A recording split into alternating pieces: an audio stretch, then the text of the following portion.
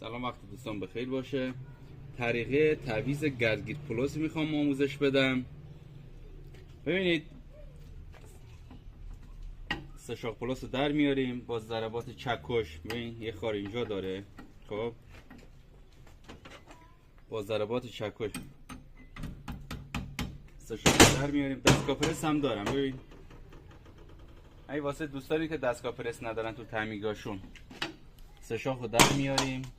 این سه شاخ هم اینی که پخت داریم رو به داخل، این رو به داخل، رو به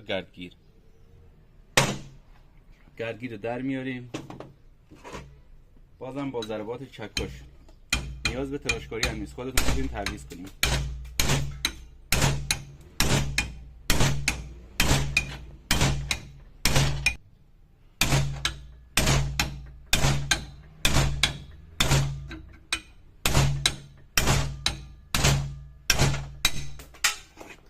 در رفت.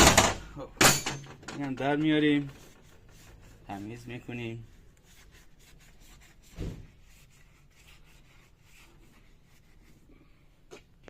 خب واسه جا زدنش اول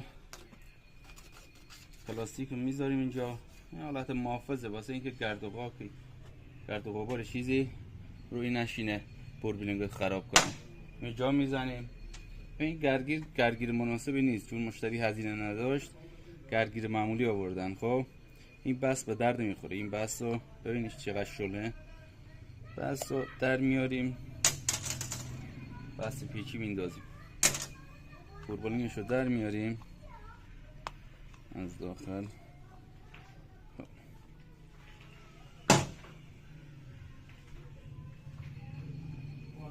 نیاز نیست اینو در بیاری، گردگیر اورجینال باشه نیاز نیست در بیاری. این حالت جا میزنیم.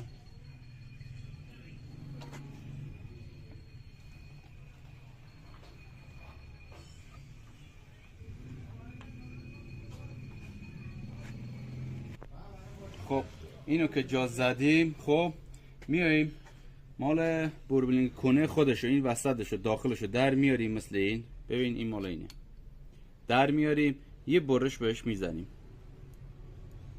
برش که زدیم میذاریم روی بوربلینگ.